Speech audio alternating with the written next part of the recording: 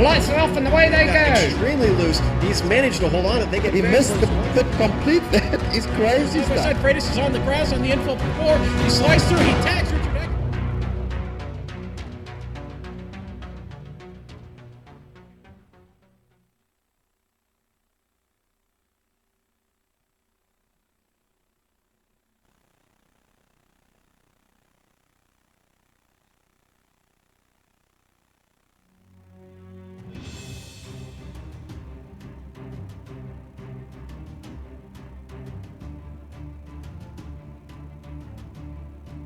Hello and welcome to the iSuperspeedway.com racing series.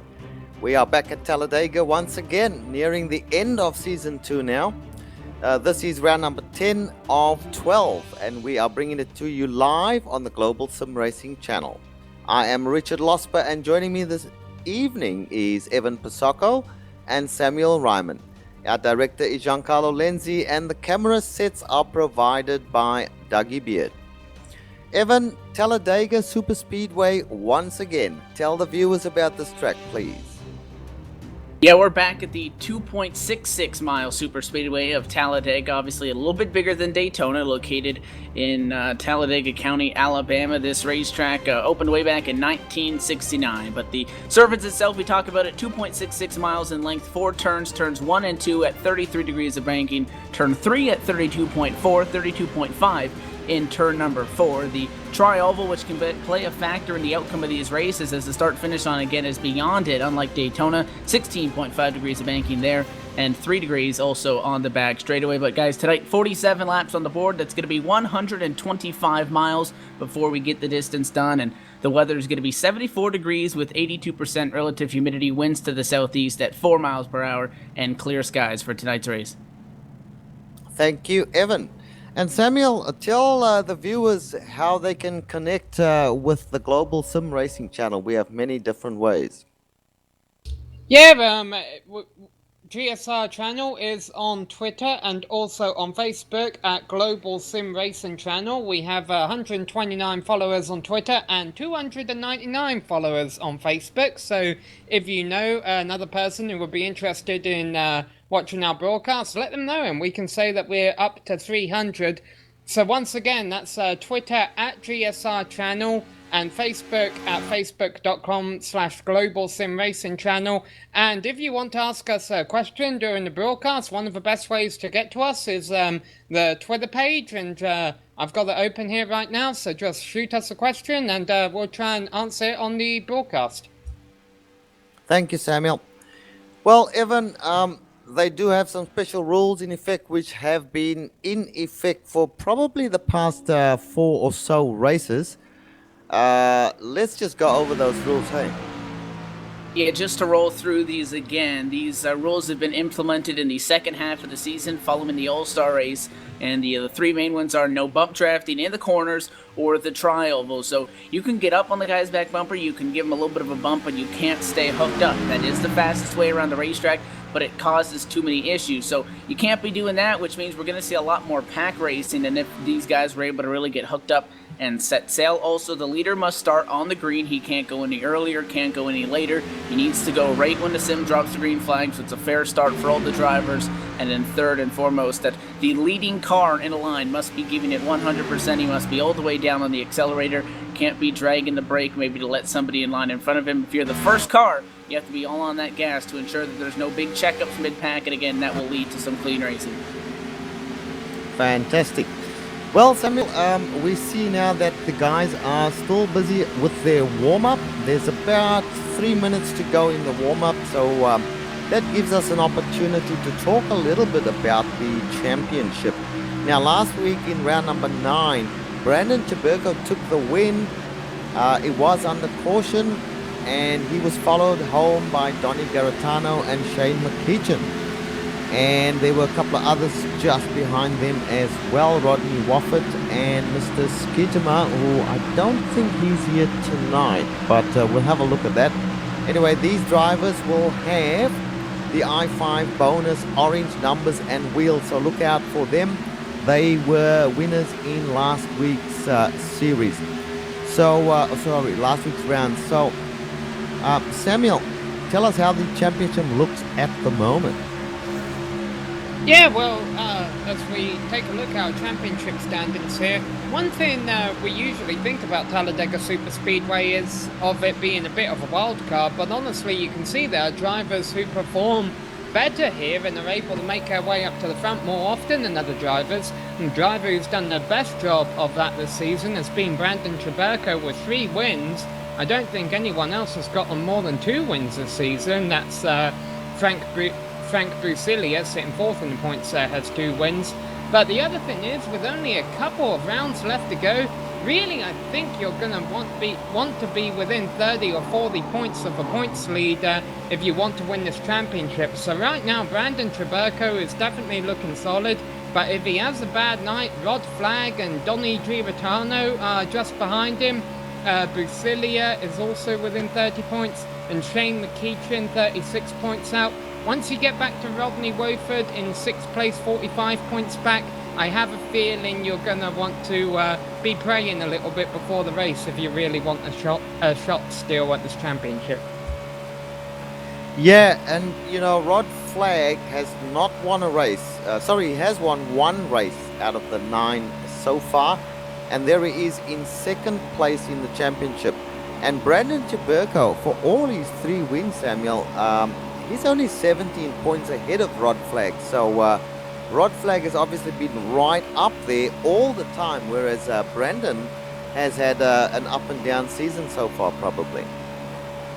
Yeah, slight correction there. Rod Flagg has taken a victory, but I noticed, I haven't followed this series as well as you have, Richard, but I noticed during the B main race, I believe it's called, the qualifying race prior to this one that they had about an hour ago, Brandon Traberko was making it 3 wide down the straights and into the turns on occasion, and a couple of times it ended up not ending too well. So Brandon is certainly a driver who's willing to push the issue when it comes time to make a move for the win. So far it's given him the points lead, but I also think he's got to consider that with 2 rounds left, he doesn't really want to have too many wrecks to end this season on a sour note. It could cost him the championship. Yeah. Well, the time has run out just about on the practice session, and so they'll be gridding up in a moment. Just quickly, Evan, there are 3 cars that these people can choose from, and tell us about these cars and how they set up for the race. Yeah, all these guys are running the 3 different variations of the NASCAR Cup cars, the Gen 6. So that's going to be the Chevy, the Ford, and the Toyota. So they're all evenly matched. They all have the same specs. They all have the the same tape on it. It's a fixed set that the league has instituted. So nobody has an advantage by having a faster car. Everybody's out there with even equipment, so it's going to make it fun. Pit strategy, you're going to have to think at least 1 stop. However, if we get a lot of caution, somebody may be able to stretch it. We've seen guys go the distance with a little bit of our shorter length races in the past, and also 2 quick fixes. Samuel was talking about Traberko, how you don't want to use up those mulligans here moving forward. You do have 2 quick fixes, but those can be taken away very easily, so you got to pace yourself. Thank you, Evan. Well, Samuel, they are on the grid at the moment. The pace car is out there, and they will be circling around for their pace lap momentarily. Let's run through the grid as it stands at the moment. In 1st place, Logan Doherty. 2nd place will be taken up on the outside of 1st place by Greg Hooks. Frank Porcellia in a good position in 3rd place there. Rodney Wofford in 4th place. Cody Dutton in 5th place. And Jason Altman's one of the winners of a previous race. He's in 6th place. Samuel? Yeah, and starting back in 7th place, we got Larry Camp. Lined up alongside him is Tanner Mann in 8th place. Then we got Dan Osborne starting 9th place in the number 8 Bass Pro Shop Chevrolet. Rounding out the top 10 is Rod Flagg in the number 23 car. And then behind them, I believe, is Tony Fenn in the number 88 car. And Mark Brown lined up on the outside of him. He'll be starting 12th, Evan. And Donny Giratano with the number 2 machine is going to be starting in 13th. Dennis Wright in P14. Jared Haggerty has a 15th place start. Kent Connolly, the 008, will start in 16th. Ron Thompson 17th and Josh Hanner 18th. And in 19th, we've got Brandon Traberko quite well down there, so we'll see how he goes. Then we have Shane McKeechin, and in 21st place, Kenny Holderman, a new name there. Doug Sigmund, Tommy Hall in 23rd place, and rounding out in 24th place, we have Ramon Evans. Well, they are coming around the final turn now, and we will be getting a start. Logan Doherty will lead them away. Now, bear in mind, he must go on the green flag. He can't go before, and we will wait to see. So the pace car will duck in, and he will hold them back, Samuel, until they just about round the furthest corner of the tri-oval. Then they will take off and start this race. So all eyes on the number 64 of Logan Doherty. Have not seen him lead a race to start with that I can remember. The green flag should be flying any second now. There it goes, and Logan Doherty gets his accelerator down to the floor. He's followed immediately by Frank Busilia. On the outside, we do have the 98 of Greg Hooks, and behind Greg Hooks, the number 7 of Rodney Wofford. These are guys that we are used to seeing, and Rodney decides to go inside and leaves the 98 kind of by himself on the outside. Evan? We have some 3 wide towards the tail end of the lead pack. The 5 machine of Josh Hanner wants to make a move. He has help with the 28 of Shane McKeechin. They're up on that 3rd lane, but once they get into the corner, they can't push anymore, and actually McKeechin's going to catch the fence, so there goes all their momentum. That's not only going to hurt him, but that also leaves that 5 machine stranded up top, which means he's going to slide backwards as the top 10 single file. Very good. And Samuel, how did the rear end of the field go? Well, the rear end of the field was 3 wide and in the wall a little bit, but as Evan mentioned, up front they are all single file. They single filed out pretty quickly. Logan Doherty leading Frank Busilia, who I believe started 5th, is already up in 2nd. Cody Dutton in 3rd, and then Rodney Wofford and Larry Camp round out the top 5. We've got 47 laps here, and this is lap 2. Indeed, and on the outside we see Ronnie Garatano with the 57 of, who's in that 57? That would be, I don't know, but he's with Donny Garatano, and way out on the outside by himself, there is one car just sitting out there. Why, I don't quite understand.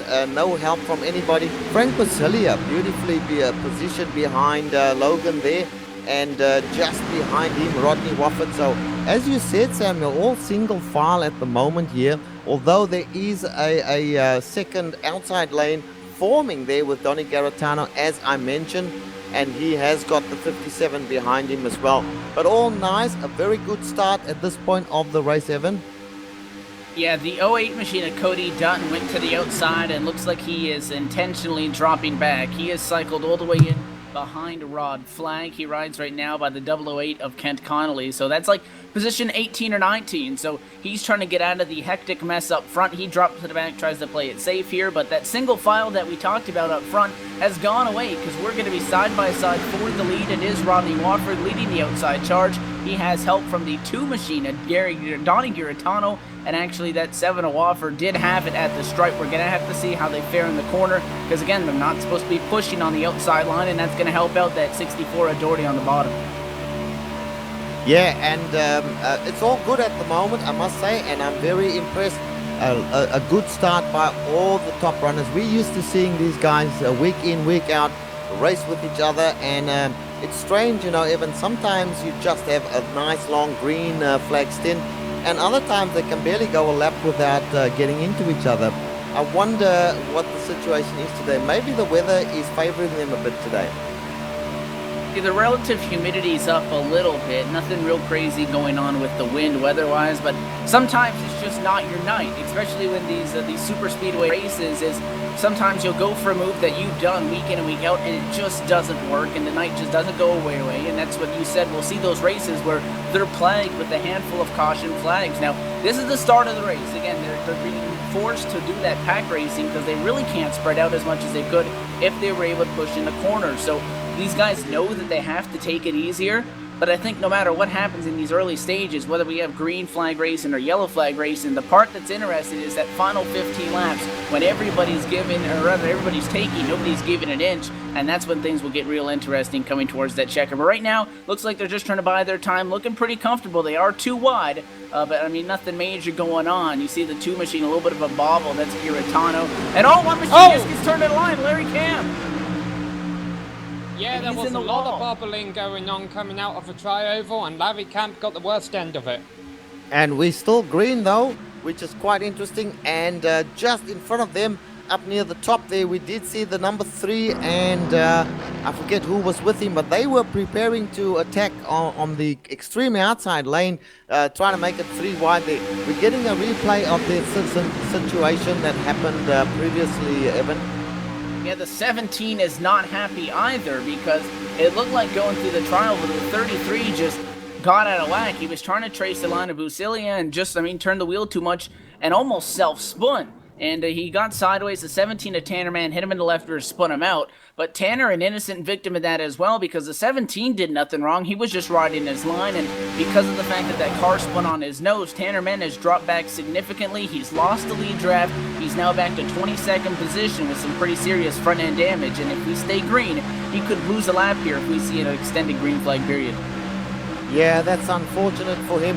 Larry Camp is in an even worse position. He slammed the wall at least twice, both front and rear. So I guess he'll be heading into the pits to get himself a new car. They do have 2 quick fixes according to the information we have. So he will be able to get himself a brand new car and come out and race again, but he will be down a lap, no doubt.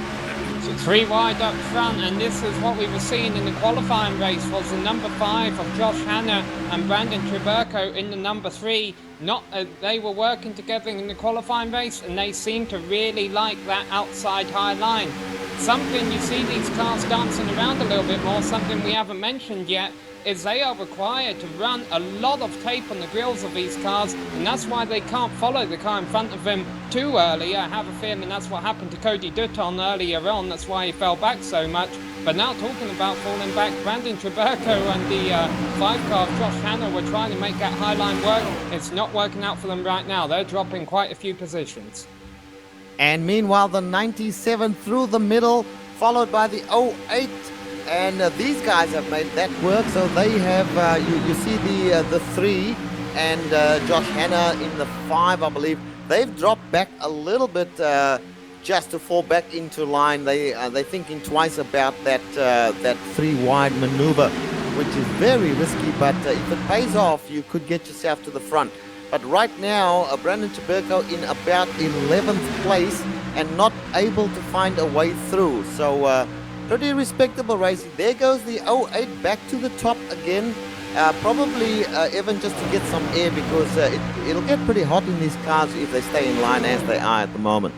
Yeah, especially from that bottom lane and you're tucked up, the back bumper of the car in front of you. You got a guy, and a little bit of a bobble there. Mid-pack 44, Ron Thompson gets loose, and that slides to 97 up the hill. So Jason Altman's going to get stuck on the outside lane. But if you're pinned down there on the bottom, there's a car on your right-hand side. There's one in front of you, one behind you. You really don't have a lot of places to go to escape. So I think Cody Dutt, what he's doing is he's dropping to the back to keep that engine cool, but he keeps picking his way through the field. He's testing to see what he can do with this race car, and then he drops back. And then when it gets late in the race, he's not going to drop back. He'll use what he's kind of testing around with right now and try to make a move. So he's testing the waters, but you mentioned the 3 wide is loved by that number 3 at Chiburko. He thinks about it again, but him and Josh Hanna have to dive back in line for the time being, but I don't expect them to stay down there longer because they look like they want to move up top.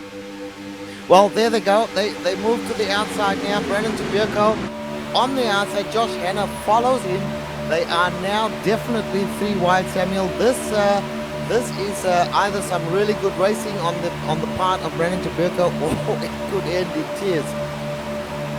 Well, Talladega Super Speedway is certainly wide enough for 3 wide racing. It just depends on the integrity of the drivers. They've just got to be careful not to bounce around too much and get in the lane of the other cars below them, because that could easily cause a wreck. And look, 2 cars sliding up a little bit there, trying to get a bit of air. And right now the middle line has that momentum again, and that high line's going back. So I think Brandon and Josh, are going to lose out here because the inside and the middle line are nose to tail, really working that draft well.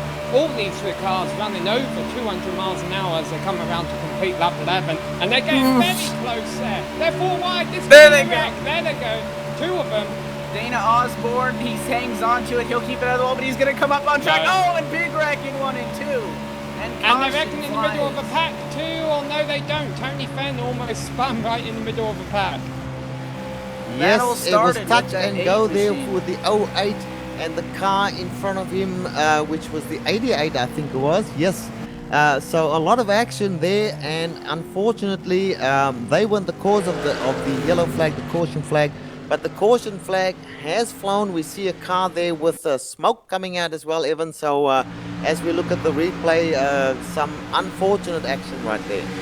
Yeah, that was uncharacteristic because Dana Osborne, who was riding on the bottom of the 3 wide, he just wasn't holding it down. And he's an experienced super speedway driver, but that whole lap, he was just kind of out of whack. He couldn't get settled down. He kept going up and down the racetrack and just pushed up coming off the tri-oval and made the slightest little bit of contact with the machine on the outside lane there in the middle. Looks like Greg Hooks, and I mean, the 8 started bouncing off each other. He hit the 98, and they both went down to the apron. And Greg Hooks was able to, he came back up the racetrack because the turn, again, it's just such a sharp turn that you're down on the apron with no banking. You're going to go straight up into the field. So Greg Hooks comes up and just destroys the 54 machine. And then the 8 of Dana Osborne comes up even deeper into the middle of the pack, and he nails the 4 car, the 008. The 54 also gets involved in that as well, and back under yellow. But it went from really calm to really ugly there in a very short amount of time with all that 3 wide.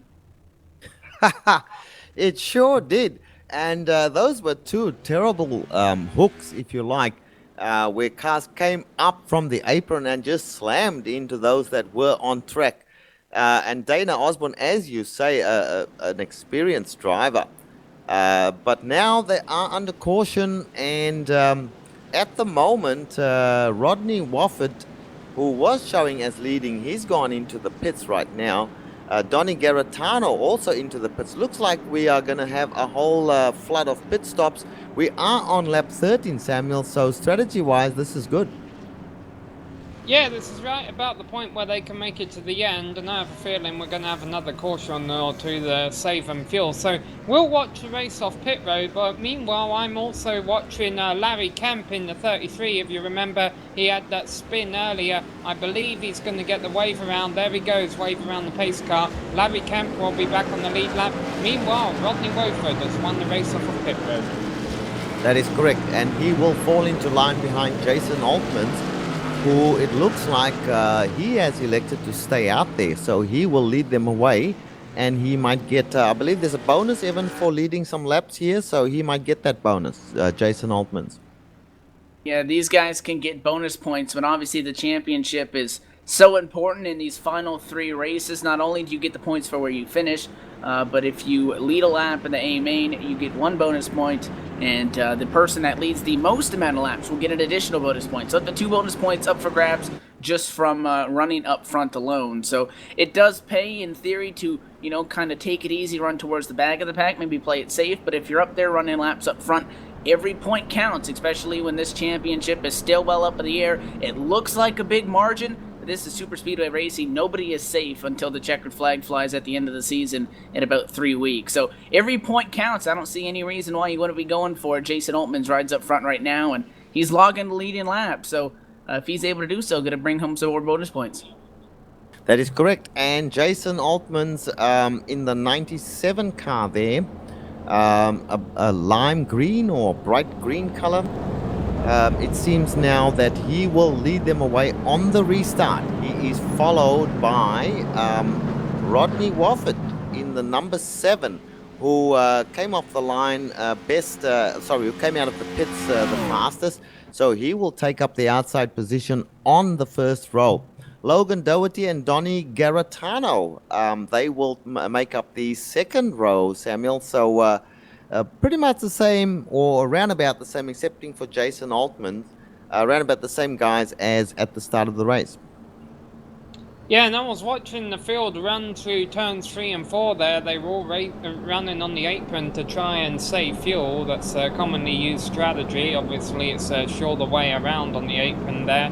And that might mean they're a little bit tighter on fuel than what I thought they were. But the pace lights are still on, so they're going to be able to save a bit of fuel here. Obviously, the thing is, Jason Altmans is the only driver left in the field that has to make a pit stop. Now, obviously, the race will probably have another caution or two, but I'm pretty sure there's at least some drivers out there who are committed to staying out at the end. So at some point, Jason Altmans will have to run through the field again.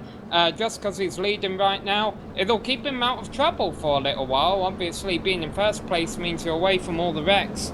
Meanwhile, there's a car stopped out of turn 2 there.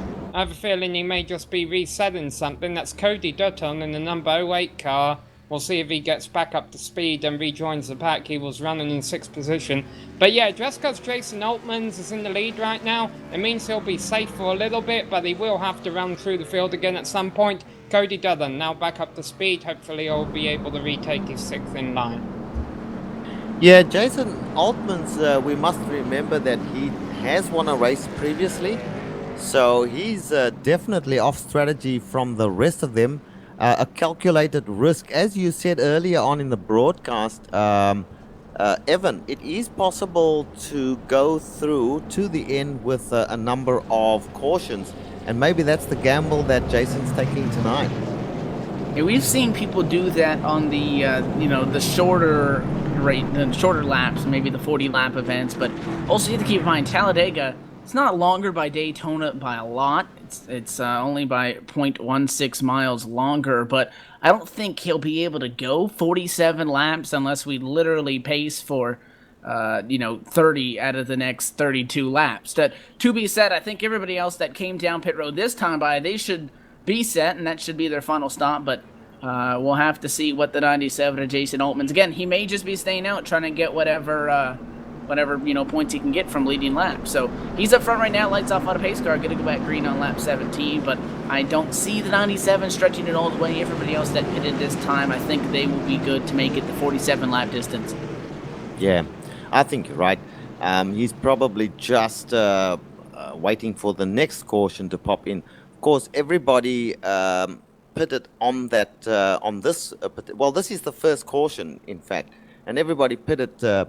So he may have elected to stay out for 2 reasons. 1, to get that bonus point, and 2, not to get into the melee of trying to get into your pit stall. It gets pretty hectic down on pit road when there are 15 cars going in at the same time. But we are ready to get a restart on the next time by Samuel, and the 97 car of Jason Altmans will lead them away on his outside, as we mentioned, Rodney Wofford. So going down the backstretch right now, we see the number 7 weaving his car a little bit, trying to get some heat into the tires. Does that actually work in iRacing, Samuel?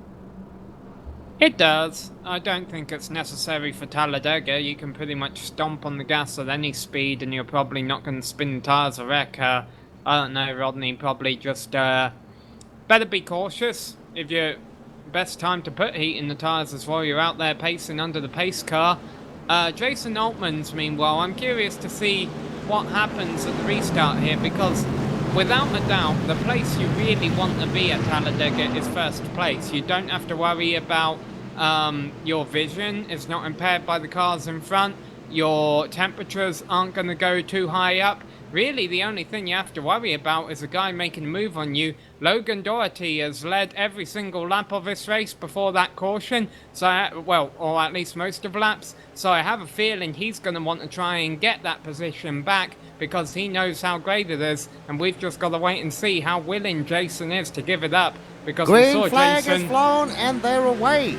And Jason Altmans leads them away on the outside. The number 7 got a very good start, a restart I should say. Just behind them we have the number 2 and the 08 behind him, and the 57 and a 64 in there, Logan Doherty, all hammering away, trying to try and make some meters. or yards on the other guys. But these cars are so even, Evan. You just can't get away, and it's going to be same old, same old. 2 lanes forming, and you've got to race your opponents. You can't get away from them. Yeah, we had some contact there on the start. A checkup on the outside lane. Kenny Holderman in the 03 machine checked up, got hit from behind by the 73 of Mark Brown. So that has caused rear-end damage for the 03 and front-end damage for the 73. Both those cars run outside of the top 10. So if we see them struggling on straightaway speed here, maybe later on in the going, so something to keep note of. And now the 7 Rodney Wofford, he's going to jump down in line to P1, where this is not uncommon to see. The guy just leaves his partner out hanging. It's the 2 car that is going to go backwards. The 57 wants to work with him. Now the 97 of Jason Altman steps back out of line. We're going to be side by side for P1. Yep, that is correct. And we are starting to see that 2 guys taking the high line there. We have in the wall. The 08. This is going to be drama. I'm just going to go back now again. It looks like they've fallen back into a line. Very risky stuff, Samuel. Why do they do it? They think they can, and most of the times they can't. Yeah, but it's what I was saying before. That top spot is just so desired, and you saw Rodney Wofford even abandon his partner just to get it. 97 car of Jason Altman's tried to get it back by going up high, but Jason Altman's does not seem to have that straight line speed when he's at the front of a pack. And as soon as he falls behind, he's just getting free trained. And as I was saying at the restart, I don't think he likes that very much, because he was certainly in some difficulty earlier. But look at this, he's got a little bit of help now from the 64 car of Logan Doherty, and the high line may come back into it. But right now, Rodney Wofford is in control on the low line. Yes, and there are a couple of guys that we need to keep our eyes on. Number 1, of course, is Brandon Chaberko, because he is leading this championship so close to the end of the championship. He cannot afford to slip back too far, and currently he's sitting in 8th place. The next person to watch is indeed Frank Busilia. And Frank Busilia is way back even in 19th place. And then, of course, Rod Flagg, who's doing the normal Rod Flagg thing, trying to stay out of trouble and just close to the lead. Evan? We got some drivers talking over the radio. The 03 of Kenny Holderman wants some help because they are dropping back from the lead pack. The lead draft is the top 14 cars. Dana Osborne is the last car in line. Him on back, everybody is kind of separated. One machine on the outside dropping backwards is Jason Altman's, as it looked like he opted to step out of line, go all the way to the back of the pack, and he'll cycle back in around P15. So he drops back, but they're still going at it. Samuel said that top spot is desired, and I mean, everybody's battling pretty hard to try to get it. Right now, the advantage is to the 7 machine of Wofford. He kind of slid up, maybe tried to block the outside lane a little bit there, but now you see these cars in line on the outside lane. The 64 machine is out there as well with the 57 of Haggerty, and 3 wide once again. The 5 and the 3, no stranger. The 57 slides up and nearly just cuts them right off, and that's a close call in 3. Very close indeed. He came up just in front, almost in front of the number 3 of Chaberko. The 5 was alongside already by that stage. Very, very risky move there from the 97, or what was that? That was the 57, sorry, Jared Haggerty. Meanwhile, at the front, Rodney Wofford leading. I'm very impressed, Samuel, with the drive of Logan Doherty. We haven't seen much of him in the series. I can't remember ever calling his name previously. Certainly not up the front, but he's having a great drive today. He is, and he's getting a good run on the high side here. What I'm noticing on this bottom line, every time Rodney Wofford drifts up, but Donny Girentano is still giving him plenty of room. So I have a feeling those 2 drivers have forgiven and forgave, and they're still working with each other. But yeah, that high line is slowly creeping up. Oh, that got close there, because Rodney Wofford comes right up. And the 28 got touched by the car behind. And that's going to bring out a caution for sure. And multiple cars involved in that wreck there, Evan. That all started on the front row. And I said at a 2 that the 7 Rodney Wofford, he tried to go up and block that outside lane. And the outside was obviously going to get a run off of 4. And just pulled right up in front of the 64, caused a huge check-up, and it was the 88 that eventually turned the 28 machine, I believe that is, of Shane McEachin in front of the pack. He got the 83 machine, the 8 with damage, the 8 machine got turned around. He had a couple cars up in the air, the 97, the 4, the 94. Frank Busilia, again, who was in the Brandon Chiburko position not too long ago, Richard, a couple races back. He's the one that had the double-digit points lead, and again, just gets caught up in another incident again, and he's going to have to come down. He'll get a quick fix, but that's going to drop him back to the tail end of this group, and that one was not pretty down the front straightaway. At least 6-7 cars going to get some significant damage. Brandon's got damage too. Brandon Chiburko also has damage on the number 3 car. Well, I'm looking at the moment at Frank Busilia. He has actually exited the car. His night may well be over. I did not see him get a quick fix there. He was just sitting there, Evan, so I don't know why he hasn't taken a fresh car, but certainly he has exited, and this is big news for the championship if Frank Busilia falls out, because bear in mind, he is in 4th place at the moment. I just want to mention that that move there that you called from the number 7, Rodney Wofford. The IRT, if they have one, will be having a good look at that, because I'm in agreement with you. He deliberately went up to try a blocking move. Yeah, and he tried it at the lap or so before, and he got away with it because they were a lot more spread out. But again, it's what he was doing. It's not like he slid up because he did it before. And obviously no reckless intent, but he was trying to defend the position. And what happened is he pulls up there, it causes a huge checkup. And again, the 88 machine and the 28 get together on the outside and turn in front of the pack. But the reason Busilia is not on track, actually, is he was coming around there, Richard. He had to get back to the pits, and he actually lost his engine in 1 and 2. So major championship implications. The fact that he has to take a tow to pit road, that's going to take about 3 minutes when you have to escape out in turn 1. And that should put him a few laps down at least. Yeah, not a good couple of weeks here for Frank Busilia. Sliding down, bearing in mind at one point he was leading this championship. So very significant developments for Frank Busilia. Meanwhile, Donny Garetano is the one gentleman I forgot to mention when we were talking about those guys who have very important championship implications and according to their position on track. And Donny at the moment sitting there in 3rd place, which is a really good place to be. You're on the inside, you're one behind the leader. It's a good place to be on a restart, and he is in a good position right now. The other person also in a good position, Samuel, is Mr. Rod Flagg. I really respect the way this guy runs the series with his team, and also the way that he races. And it's good to see him there in 5th place, and quite frankly, I've got my fingers crossed hoping he'll get a win today. Well, we'll see. The problem with the block Rodney Wofford through, as Evan was mentioning, it wasn't intentional. He didn't go up there to intentionally cause a wreck, but at the same time, you've just got to, and I'm sure Rodney knows this, you've just got to consider the fact that at Talladega, where your cars are on edge, running at 200 miles an hour the whole time, you really do have to be respectful of the other cars. The fact that even if you do something that may not be malicious or may not be destructive, it can still trigger something that is destructive. And yeah, maybe you get away with it, but you're not going to have a lot of friends at the end of the race.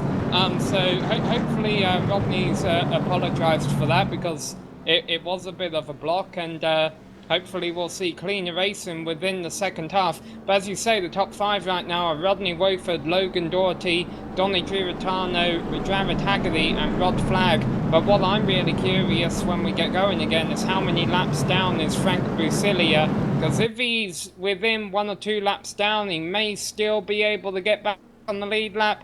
But I don't know. As Evan said, it was probably a long tow from the backstretch to pit road. He's still towing. He hasn't even got his quick fix yet. So I mean, that's really bad for the 94 camp. Again, he needed to beat Braden Chiburko entering tonight, and just again, and we've seen, Richard, where he's gotten in a wreck, and other guys, they get in a wreck, they're able to keep going, but Busilia just gets the unlucky hit where he loses that engine, and he gets trap laps down, and he can't do anything about it. And that's super speedway racing for you. I mean, it's just some things just don't go your way, and you can't do anything about it. He just now exits the pits as the field goes to 3 and 4, so I think he'll be either 1 or 2 laps down. Well, guys, I'm having a look here at the guys typing in the chat section, and one of the drivers is saying, "Yep, I've watched the replay. He blocked the run." I presume he is referring to Rodney Wofford there. And someone else has said that it's a damn shame that no one can go with the rules. And then again, rules like blocking a run, a question there. So people are not quite happy with what happened there. And of course, it caused a wreck and a caution. And some guys were badly affected by it, to wit one Frank Basilia. So that, however, will have to be worked out by the IRT. We are interested in what is going to happen on the restart, Samuel. And so at this point, Rodney Wofford does lead the race. And Logan Doherty will be on his outside on the restart. Donny Garantano and Jared Haggerty will make up the second row. And Rod Flagg and Tanner Mann will be on the third row. So Tanner Mann was involved in some issues earlier on in the race. Just goes to show what you said, Samuel, a little while ago. Frank Basilia is not out of it. Tanner Mann has come back from nowhere. He's now back up to 6th place. So anything can happen. Yeah, the only drivers that are 3 laps down are Tommy Hall and Kent Connolly. Other than that, everyone's 1 lap down or less, so providing on how things play out, they could still be in contention for a good finish. But really, obviously, Brandon Traburco and Rod Flagg leading the points haven't had any issues today yet. But we'll wait to see if that change is as the race goes on. If it doesn't, they're really going to have a solid points lead leaving Talladega here tonight. Now, I have a feeling that the lights will be off on the pace car this time by. They are currently working lap 26 of 47, which means we should get the green flag again at the completion of lap 27, which means we'll have 20 laps to go. Everyone should have pit now because of 97 of Jason Altman's pit, because he was actually involved in that latest caution. So everyone should be good to go to the end. And the only time we should see any more cars down pit road is when they've got a dent or 2 in their fenders. Yes, indeed. And, you know, Evan, interesting, Samuel just mentioned Brandon Traburco there. I think he's being super cautious tonight, bearing in mind he is a pro driver. And so he's got a lot of experience of racing with fast guys and, of course, racing on a whole host of different tracks. It just seems to me he's being a little cautious, and why wouldn't he be? Leading the championship can all be thrown away if you just make a wrong move at the wrong time. Yeah, the 3 machine is an aggressive driver, so when you see him 3 wide, it's not really an uncharacteristic thing to say, or see for that matter. So, I mean, Traburco, he knows what to do. He's raced these super speedway tracks enough that he knows how to pace himself, he knows what he can and cannot do, and he knows how to get the job done. Obviously, as we know, he has sitting on 3 wins so far. So that's a third of the races he's gone to victory lane in. So he knows what he's doing. But I want to make another quick point. And Samuel was talking about that wreck there, and he says, we're going to be going back green with 20 laps to go. And that's the issue, is that there's no need to block with over 20 to go. So we'll have to see how it shakes out. Will any of these drivers try to get a little bit of a payback at Wofford by maybe, leaving him out to dry like we've seen so commonly on the outside lane? Going to be interesting to see what happens here, but he is still up front. He still has a clean race car, and he's still leading the race. Well, I will predict that he's not going to get a lot of help from other drivers. If he does need it, he's going to be left alone by himself. Another driver will only help him, I guess, if it's going to benefit that driver. Now, Samuel, the lights are out on the pace car, and our two front row cars, which is Rodney Wofford and Logan Doherty. Really impressed with Logan today. Let's see how this restart goes, and I'll bet that our friend Rodney Wofford won't try what he did just before on the previous restart with the repercussions that we have had from what he did there. Anyway, the pace car will go into pit road. very, very soon. Rodney will hold them back till the green flag flies. Not allowed to go before the green flag flies. We are on board at the moment with Rod Flag, and we'll see how Rod Flag sees this restart. So the pace car is off. The green flag will fly in a matter of seconds, and there's the green flag on the outside. On the outside, Logan Doherty gets a good restart once again, followed from behind by the 57 of Jared Haggerty and the 17 of Tanner Mann. So that's your outside lane. On the inside, number 7 and the number 2 of Donny Garatano holding tight on the inside with Rod Flag in the number 23 just behind them. So that's your top 6 at the moment.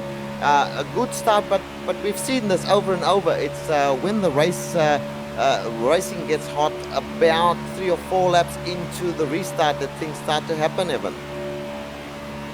Yeah, they kind of, they get spread out on the start, and once they get their momentum built back up and they find somebody to work with, that's when they're all going to be moving back forward, because the leader's not going to be getting any faster than these guys that are pushing. So that's why you always see the field will kind of spread out and then close back in, is the fact that those guys pushing get that additional speed. So Rodney Walford had the lead last time out of the stripe. It is still Logan Doherty who is challenging on the outside lane. That's the number 64 machine of Doherty, who has been outside for quite some time, has yet to be able to complete a pass. Hopefully him and the 57 of Haggerty can make some sort of move to make that work. And nearly trouble with Tanner Mann, who almost cut down on looks like the 03 of Kenny Holderman, as Brandon Jaberko going to make it 3 wide once again. He'll duck back in line, but he thought about it. Yeah, I was just going to say the 17 seems to come down quite a lot, and that's not deliberate. He's actually making a mistake there. The car kind of gets half out of control, and that forces him to come down to correct it. But he seems to be holding it okay again. The 3 of Brandon Jaberko right behind him would be a little nervous, and that's why you see him going up high every so now and again. And now the number 8 Samuel goes through the middle, gets in behind the Tanner Man there, and Brandon Jaberko loses a place really, and still he's not, he's taking it pretty calmly and not trying to do anything about it at this stage.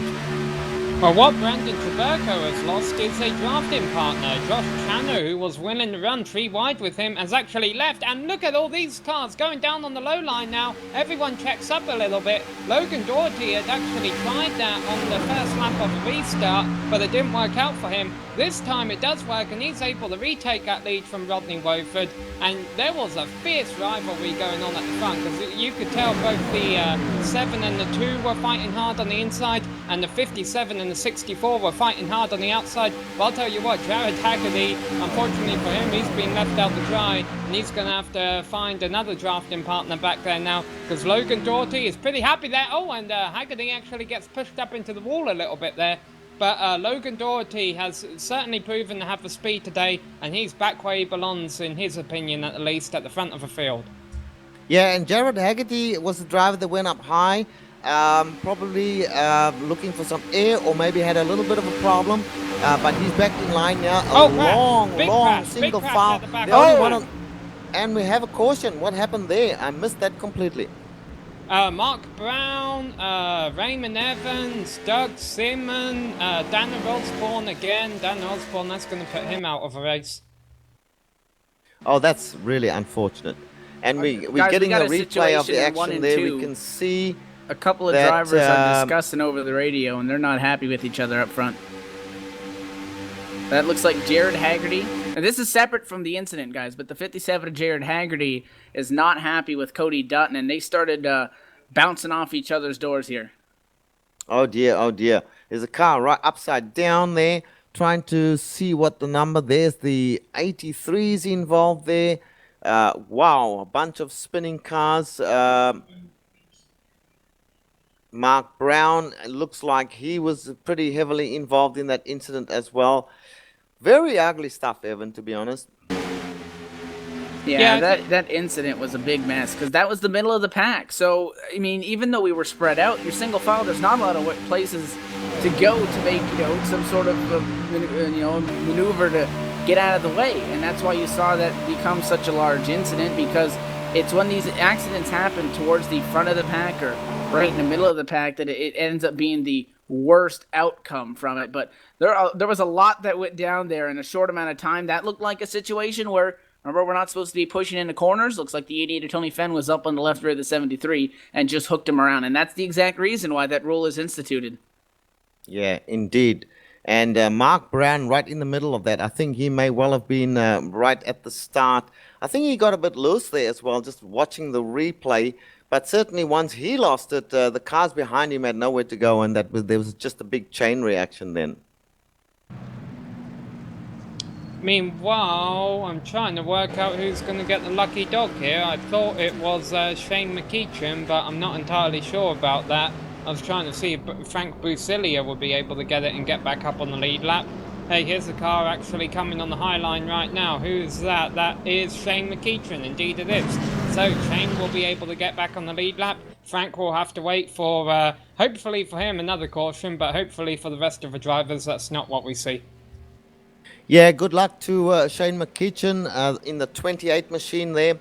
He gets his lap back, and he'll be on the tail end of the pack. Frank Basilia, I'm looking at him. He does look as if he has a new car now, but he is also he's actually only a lap down. I thought it'd be much further down than that, but of course we were on a caution at the time when he had to take the tow there, Evan. Yeah, a little bit of a developing story here. Dana Osborne, who is running 7th in the championship standings, has shown his displeasure by letting everybody know that he's done for the night, and made a point of saying that before he has left the sim. An update on that incident up front that I caught a quick glimpse of there under the caution flag. What happened? It's a little bit of a thing going on with the 08 of Cody Dutton and the 57 of Jared Haggerty. And what's going on here is I think Dutton felt like Haggerty kept kind of coming down on him when he was on the high side. 57 was up top, 8 was on the bottom. And Dutton kept feeling like Haggerty kept pinching him down. And he told him over the radio that, I'm not going to let you keep cutting down on me. And they went into the corner once, and Cody Dutton kind of moved up the hill and gave the 57, essentially hit him in the door, which caused Jared Haggerty to lose some speed. And we see guys, they shift around in the pack, but clearly some sort of intentional move by that, because they were having some discussions over the radio. And I'll tell you, Jared Haggerty is not satisfied because he's been on the radio quite frequently and is talking with race control and letting them know that if race control is not going to deal with it, he'll take care of it himself. So a little bit of drama here, guys, to keep an eye on with that 08 and the 57. Well, indeed, and you will remember, Evan, that a few weeks ago, I think about round number 4 or 5 of the championship, there were big dramas, and the series nearly ended at that point in time. They got it all back together again, and that's when they brought in the new rules about no bump drafting. Leaders must start on the green flag and must be at 100% if they're leading. All of that has been brought in to try and clean up the racing a little bit, because unfortunately this series has been marked by a lot of cautions. Some of them one could almost say frivolous. I hesitate to say deliberate, because I don't believe in my own mind that anybody deliberately goes out to cause a caution, although it can happen, as we have seen on one occasion where we think it might have been deliberate, but we are not going to mention any names. Now, we saw the 7 try the blocking move. We saw Tannerman keep coming down and pinching, and now we see Dana Osborne quitting in a bit of a rage. So the tempers are flaring, and it happens in real life as well. People get really hot under the collar. They may feel they've been hard done by. But Samuel, it's not always the case. These things can happen just by accident. And as a driver, you may feel that you've been hard done by deliberately, but not always the case, hey? No, Jason Altman, the number 97 car, we saw him... We saw him having issues earlier, has retired from the race. Danner Osborne, the reason I think he quit from this race, I don't know if he's quit from the season entirely, but he quit from this race because he'd been involved in 2 big wrecks, had the feeling these 3 repairs were done, and Mark Brown has also retired. I'm watching the pace car right now to see if lights go off. I think they will, yes they do, so we'll go green next time by. So meanwhile, we got 2 cars, Frank Brusilia and Doug Sigmund, sitting a lap down, and they are in 16th and 17th place. Really everyone at 18th and below is kind of out of contention, at least for the win. So 15 cars left on the lead lap. Right now the leader of all of them once again is Logan Doherty, and I've got to be honest, he's been hard to pass all night. The only time in fact anyone really ever got by him was when he came down pit road and the 97 car of Jason Altman stayed out.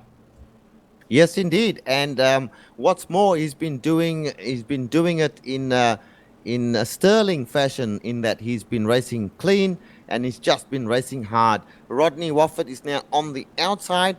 Donny Garetano's also impressed me, Evan. I mean, he's raced hard tonight and has raced clean as well. And he's stuck with that inside lane most of the time. And the guys that are a little bit iffy, in my opinion, having a good look from the top here, are people like Cody Dutton and Tanner Man, Jared Haggerty.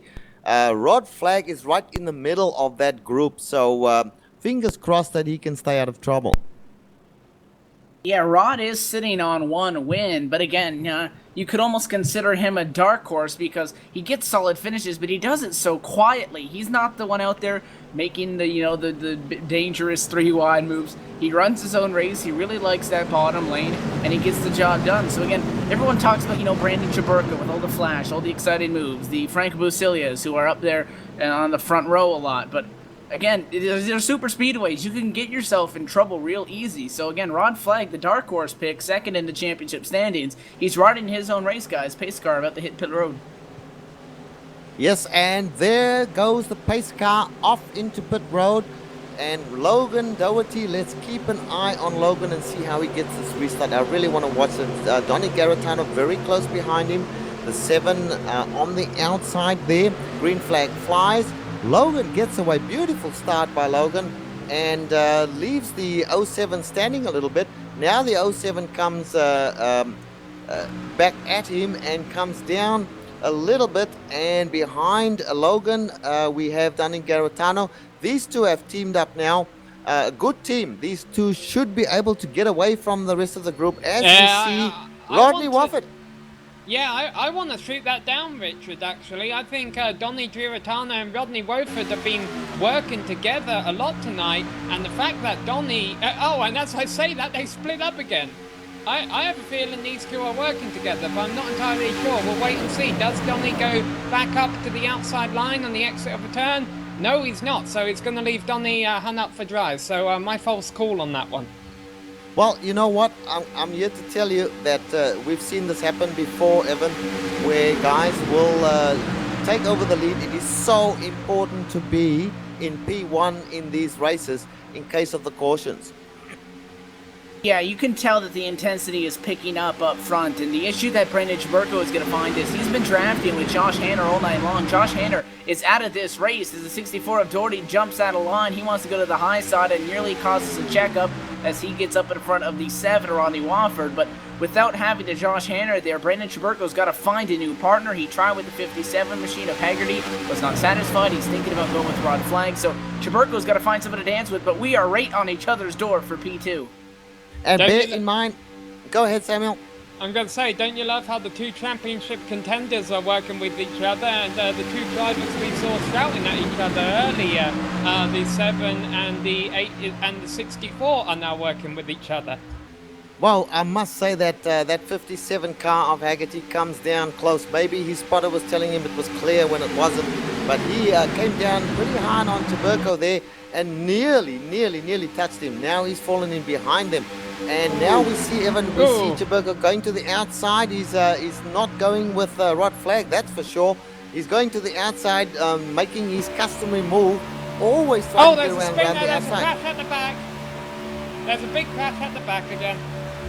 Caution's out. Oh dear. Tell us what you saw. Well, Tony Fenner's in it. basically the second half of the field. I have a feeling there weren't as many cars involved as what there could have been. Tony Fan. That's the second time he was pushing in the corner and turned him. Yeah, we're seeing the replay right now. And again, Richard, we go back to the All-Star race. We saw the pushing in the corner, and we saw these spins. Oh dear! And yep. they've instituted this rule, and I'll tell you, that's back-to-back times where the 44 of Ron Thompson is saying it over the radio, pushing in the corner. That's the second time, I think, even back-to-back, that Tony Fenn has turned someone by pushing him in the corner, which is against the rule. Yep, and these guys are going to no doubt feel the wrath of the IRT, Rod Flagg and his team when they review these incidents. But all it does is make for a very stop-start event. It does not do anything to enhance the event at all. So we're on our caution once again, and probably it looks like it's caution number 3 or 4 by now, at least 4, I think. So they are once again stopping. I think that we might just take a short break. We still have 7 or so laps, so this is going to be a very sharp finish to the race, because there are only going to be 3 or 4 laps left. So let's take a quick break and we'll come back on the restart.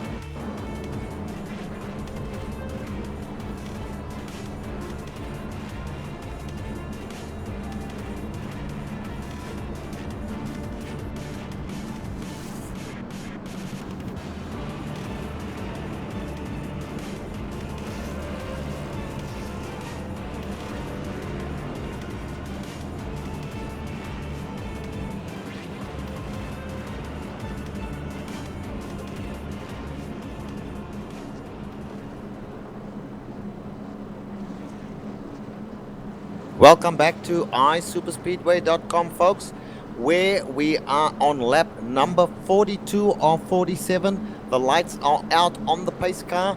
Donny Garantano leads the race at the moment. Logan Doherty, who's had a terrific race on his outside. The second row is made up by Tanner Mann and Cody Dutton. The more fancy drivers, or certainly the ones leading the championship, are Brandon Chaberko and Rod Flagg, sitting back in 6th and 7th place respectively. And the big news is, of course, Samuel, what is the big news? Well, Frank Busilia has got back on the lead lap. He currently sits in 4th place. He got in 4th place in the points. He got the wave around and is in 13th place in the race. But if the 3 championship contenders in front of him all get involved in some kind of incident, could be a good points night for Frank after falling a lap down with a tow earlier. Those 3 points contenders, of course, are Donny Giarratano, Brandon Chaberko and Rod Flagg. We haven't talked about Donny in the points a whole lot, but he has yet to score a win this season. He sits 3rd in the points, so a win tonight for him could be huge, Richard.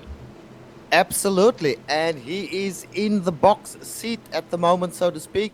The pace car about to head off into pit road, which it does now. Donny Garantano leading this thing at the moment. He has to wait for the green flag before he can start. I've got my fingers crossed that perhaps he will pull one off tonight. He certainly deserves it. Green flag has flown. Donny Garantano takes off. The 64 on his outside gets a better start than he does. And we've got 2 lanes forming immediately, Evan. And this is only 5 laps to go. Will they go green all the way, as we see already 3 lanes forming? The 64 is being squeezed a little bit there, and he's lost out. He's lost his 2nd position. On the outside, the 08 making a move. He got some brief help there from Brandon Chaberko. Now he has a bobble. This is dangerous stuff. Yeah, 3 wide as the 2 machine kind of got abandoned on the bottom, and the Chaberko goes to the squeezing line, and we're going to be side by side for the lead. This time by, there will be 4 laps to go, so pretty much if a caution flag were to fly from here on out, it will end under yellow. And Rodney Garantano fighting for that 1st position. Oh, and Brandon there's a caution. Chaberko. No, Go ahead, Samuel. No caution. No caution. No caution. Just We have one one car on the infield there, down on the apron at least. And we go back to the front where we see Donny Garantano involved in an incident. Ugly stuff right there. Dear, oh dear. That is so unfortunate for Donny Garantano. Let's get that on replay and we'll see what happened there. Certainly, Donny Garantano got together with the car on the outside. I did not see who that was. We will get a look at that right now.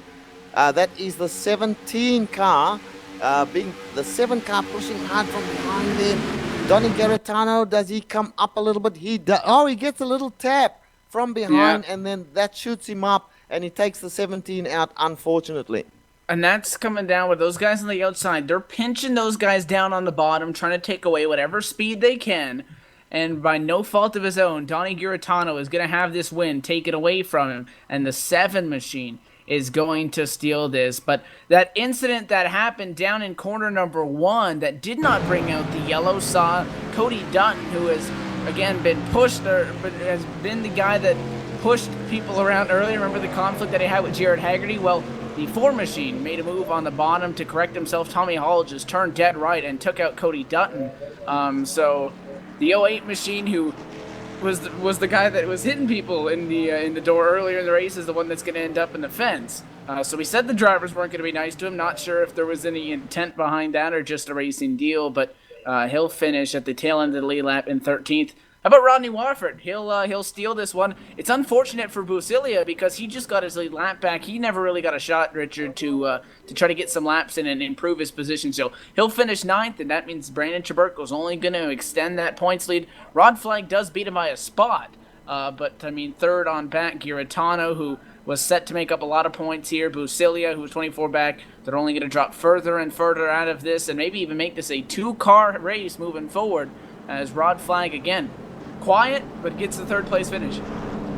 Yes, indeed. I really do feel there for Ronnie Garetano.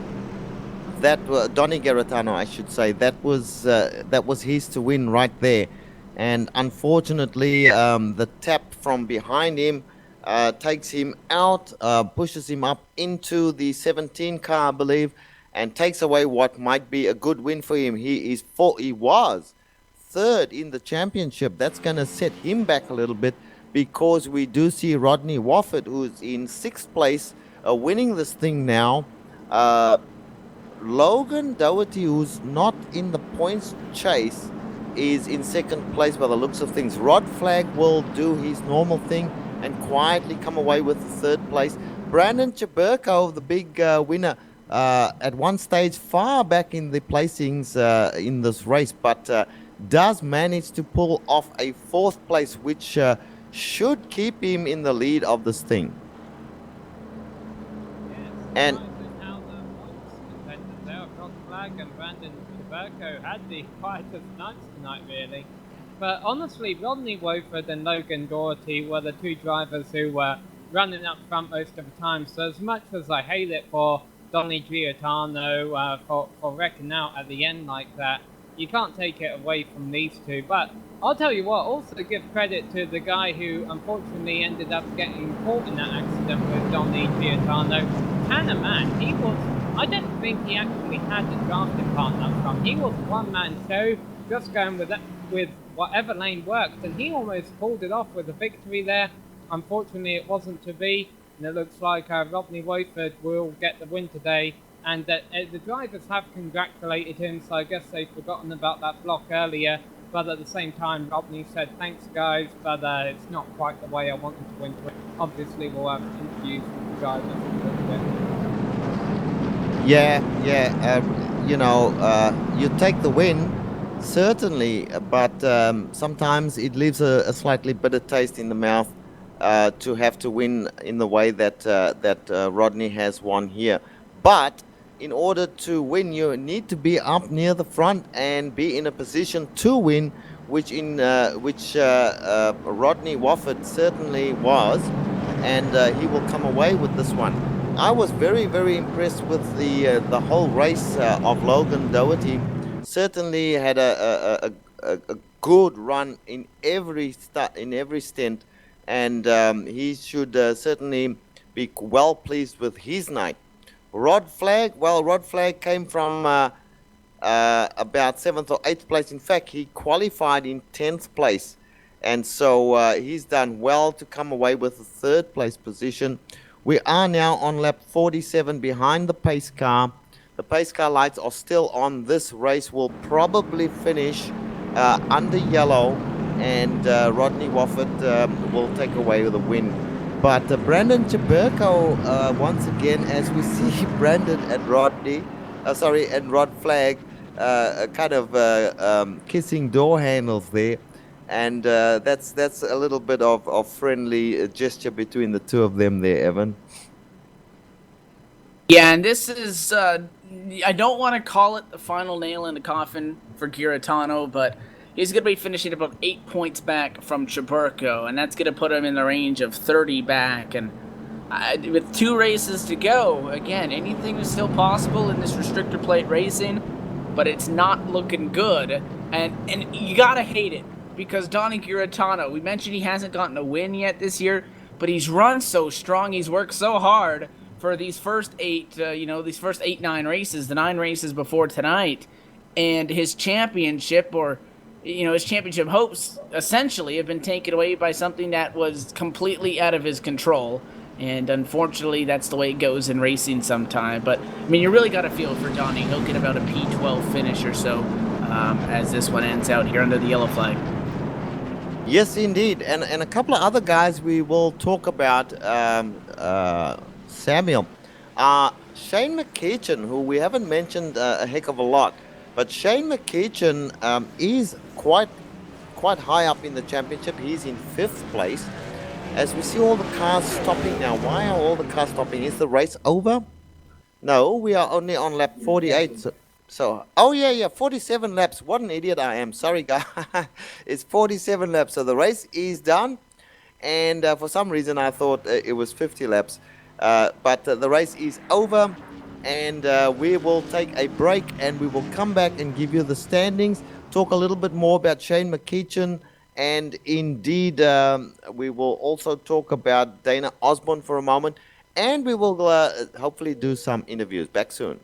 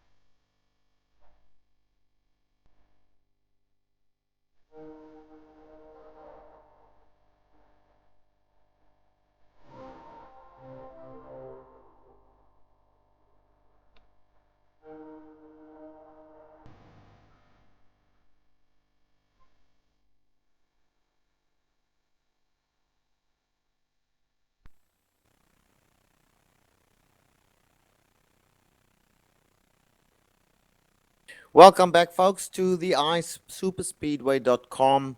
We've just seen the finish of race number 10 in the series. Out of 12 races, 2 races to go. And here are the full standings. The race was won by Rodney Wofford under caution. Second place taken by the number 64 of Logan Doherty.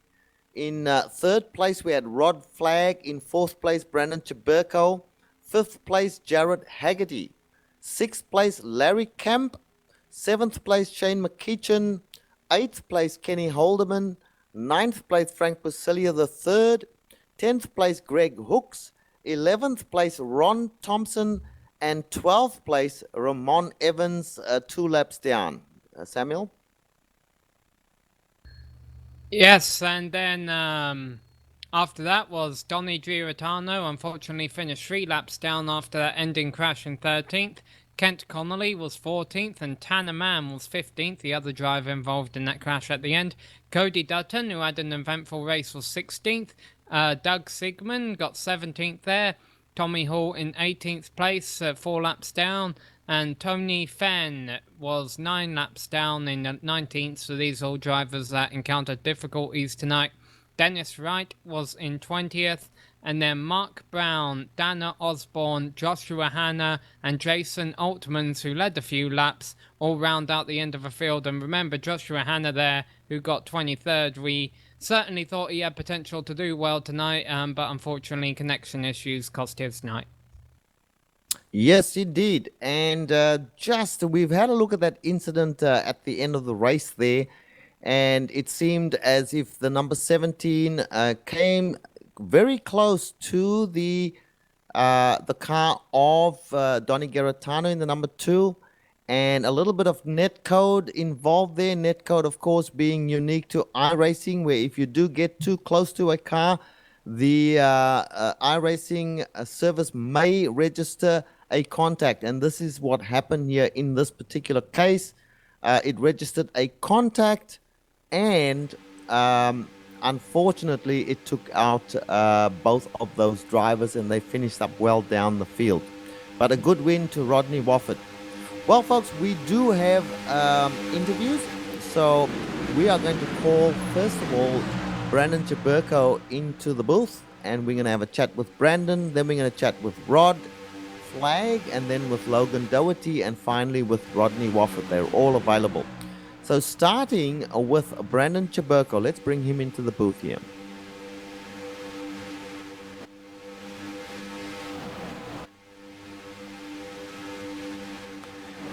Brandon Chaburko, I am thinking about this race, and I'm thinking that you were fairly cautious in this race. And as things turned out for you, you finished 4th tonight, but that no doubt keeps you in the lead of the championship. Yeah, just gotta keep knocking off these good finishes. I'm looking at for the weeks, and it looks like my worst is about 9th. So as long as we can keep racking up these good points weeks, hopefully we'll have it sealed up. It's just really hard to pass whenever you're in the back, so I was kind of struggling with that. But luckily I was able to slowly pick people off and get to the front and stay up there. Yeah, we did notice that you did your usual thing of trying to go up around the top, but it wasn't working too well tonight. Yeah, I don't know what the deal was. I mean, I was trying to get it going and was hoping maybe a couple more cars would try and form a third line, but no one else really wanted to go with me, so I had to give it a shot. I mean, I was starting in the back, so I figured I had to give it a shot, and that didn't work, so I just had to kind of fall in line and try and pick people off one at a time. Yeah, it seemed to us in the booth here that there was a fair bit of aggressive driving taking place as well, and that out at the front. and it's debatable, but certainly there was one move which is being looked at as possibly, not a great move at all. And we're talking about the one that was pulled off there by I forget who it was now, but right at at the front of the field, coming up there. What was your view of that? I'm not sure. I'd have to take a look at it, to be honest with you. I mean, I know a couple of guys said that someone cut in front of someone and checked up the line. I mean, I'm not exactly sure if that happened. Like I said, I'd have to look at the replay, but hopefully, it wasn't too bad. Well said, Brandon. Well said. Don't get yourself into trouble as well. Well, look, a fourth place keeps you up there in the championship. 2 races to go. Fingers crossed that the next 2 races go your way, even if you don't win, and you're looking good for the championship at this point in time. So thank you very much for talking to us. All right, thank you, Richard. Okay, Samuel. So next up, we are going to bring in Rod Flagg, who finished with a very good 3rd place. And indeed, he has every chance of trying to pull off this championship as well. Go ahead. Yeah, he does. Rod, very good finish today, but you have Brandon Traberco right behind you, so it didn't help you out too much in the points, but certainly with all the chaotic racing up there, you're probably just happy to come away with the top 5. Yeah, certainly correct on that assessment. The certainly we would have liked to have been in front of Brandon a little more spots than 3rd and 4th, but it's still a good day. Anytime you come away with the top 5 in this league, it definitely is an accomplishment. So still got some work to do. Going to probably need some luck in the last 2 races of the season to catch Brandon, but still a good night. Now, you're the league organizer of this league, I believe. There were a few questionable moves being played up front in about the top 5 during the race. Can you give us any insight on whether any of the incidents are going to be investigated or not? Yeah, we certainly take a look at all the replays and some of the contacts being made. Certainly the incidents that bring out cautions do tend to get penalties served after the race. So we're definitely going to take a look at the incidents that happened there. Certainly the one that happened that brought out the final caution we'll definitely be taking a look at there. So I just feel for Donnie Giratano's. I know he's had a heck of a season, and to have that accident happen to to ruin his race in the lead, that's just too bad. 'Cause I know he's really wants that one. So yeah, we'll certainly look at everything. All right, now my final question before you go. We got 2 rounds left. We mentioned Brandon Traberco earlier on. Is he the main one you're worried about for this championship, or do you think there's another dark horse or 2 in there? Yeah, he's got it all but wrapped up at this point. I mean, there's I think looking at the points, he's got a pretty good lead there. Almost I guess 17-point lead. So, and we're in drop weeks right now, so we only have 2 weeks to kind of go. And I think he mentioned that he had only a 9th place finish. So it's going to be tough. And again, I'd have to go out there and probably win the next 2 races and and get a bunch of bonus points to maybe even make it close. But never say never. I think Frank's still up there. Donnie's still up there to maybe knock me off a second. But if we can come away with 2nd this season, that would be pretty awesome. All right, well, congratulations on your top 5 finish today, and we wish you best of luck in the last 2 races. All right, thanks, guys. Well, thank you, Samuel. And Rod did finish a very good 3rd place there. Good luck to him for the rest of the season. Only 2 races to go. Now we are going to bring in Logan Doherty, who I do not believe we have spoken to before. Let's bring him in here. Logan Doherty, can you hear me? Yes, I can. Can you hear me? I can hear you very well.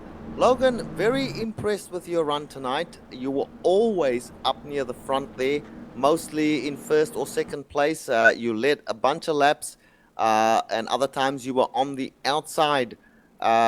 So a very, very good second place. Obviously, you had plans tonight to win this race.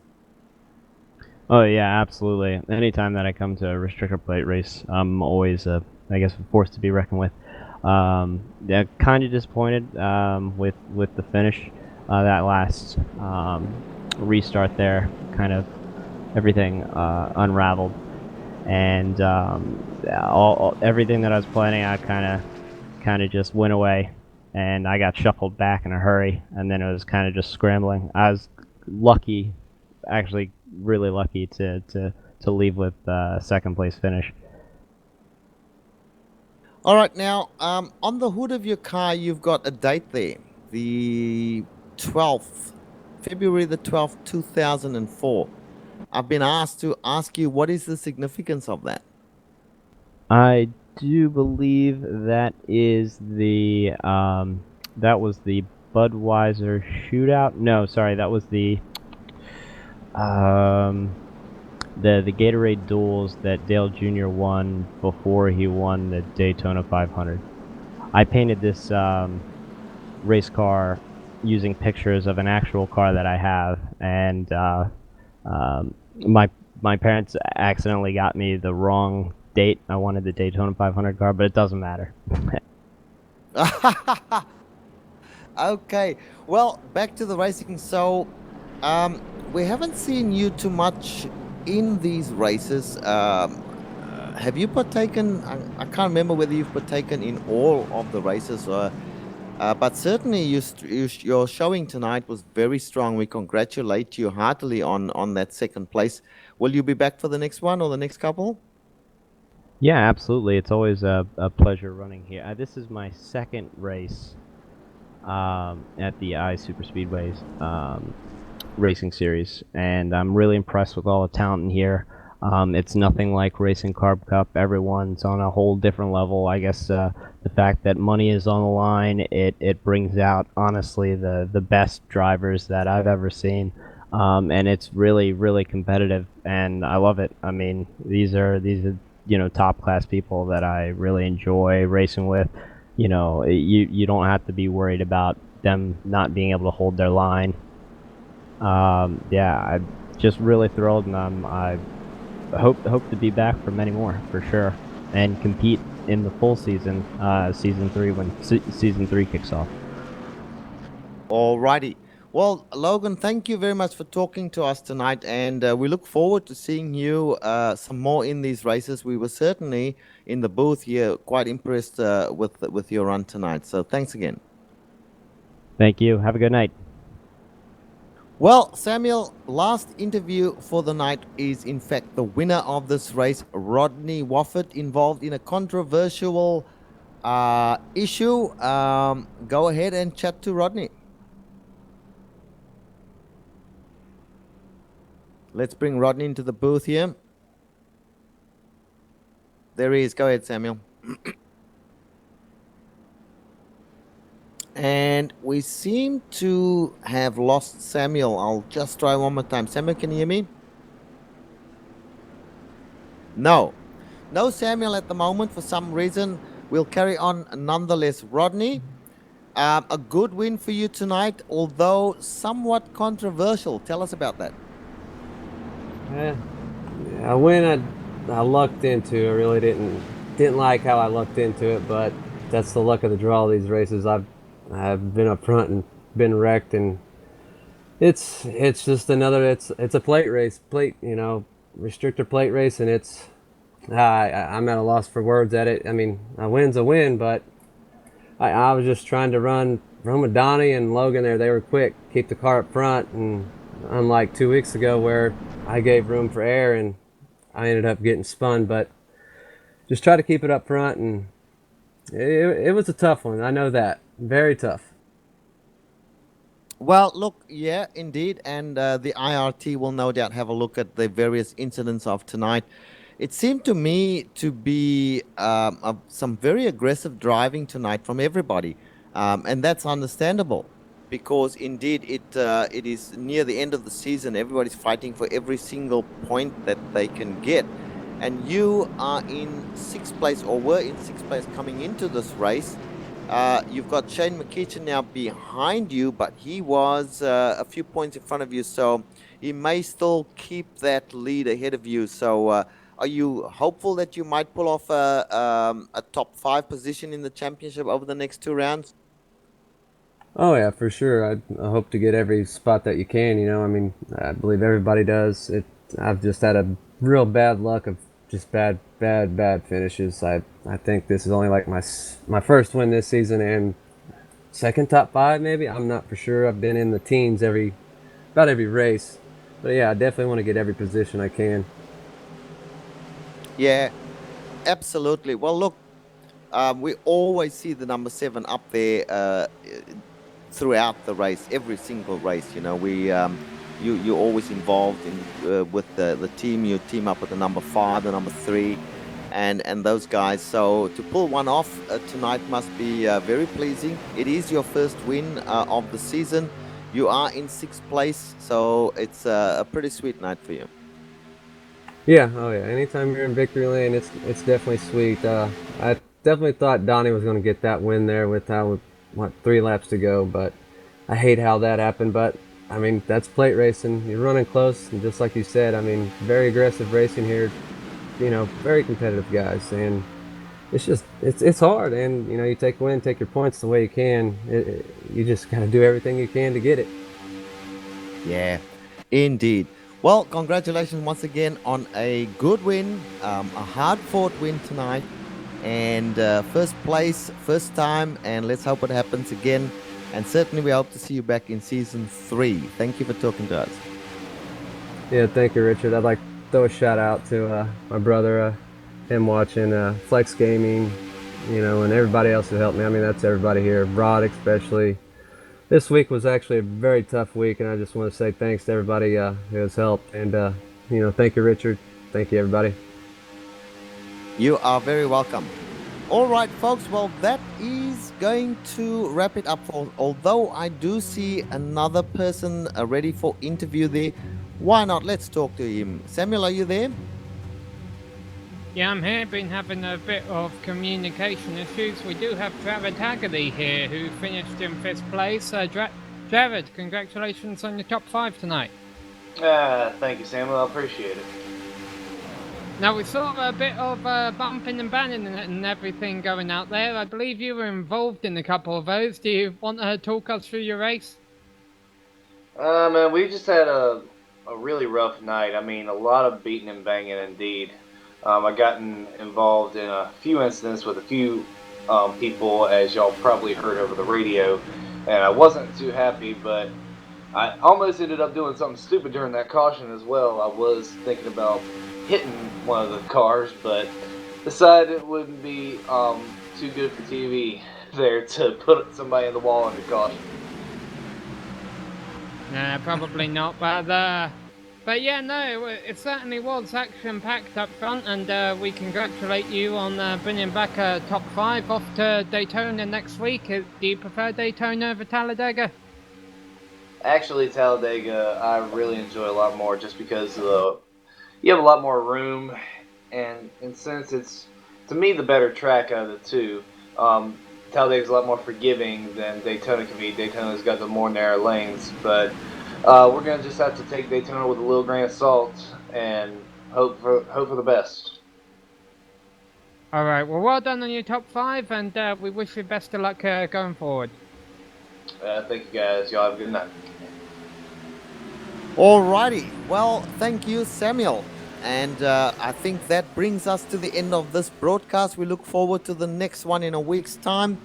But there are a number of people we do need to thank for everything that comes out of our broadcast. Firstly, we want to thank Rod Flagg and his team who organized this league. It's a lot of work to put everything together, and they do a wonderful job. So thank you, Rod, and thank you to your team as well. We would also like to thank the makers of the various software and hardware that help us make the stream possible. That is iRacing.com, XSplit, Twitch TV, Audio Technica, Behringer, and Ava Media. Thank you also to the team today. Giancarlo, great job. Evan, good job as well. And Samuel, thank you. Good job once again. I would like everyone to know about us Global Sim Racing Channel. So you can find us at our website, www.globalsimracingchannel.com. And if you go along there, you will see all our archived races as well as race highlights from some of the races that we have covered. We are also on Twitter at GSR Channel, and we are on Facebook at facebook.com/Global Sim Racing Channel. Many thanks to Doug Beard for creating the camera sets that we use for our broadcasts. They are some of the very, very good camera sets that you will see during our broadcasts. Special thank you also to our music maker, Eric Ekholm, who provides us with some really great music. You can find it not only here on the Global Sim Racing Channel, but also in TV commercials, in movie trailers, on iTunes and Spotify as well. If you do like the music, tell Eric where you heard it. He's on Twitter at Eric Ekholm. We have a bunch of upcoming events. So tomorrow night, Saturday, the 20th of September, we have the Blondies MX-5 World Tour at Sebring International featuring the MX-5 cars.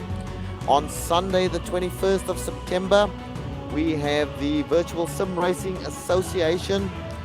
They will be at Watkins Glen boot configuration, and they will be racing with the Riley Daytona prototype. On the Wednesday coming, the 24th of September, we have the ASRS. They'll be at Las Vegas Oval featuring the trucks.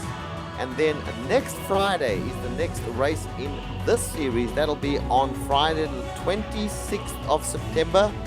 We will be at Daytona Oval. It will be a night race, and we will see all these good folk here once again.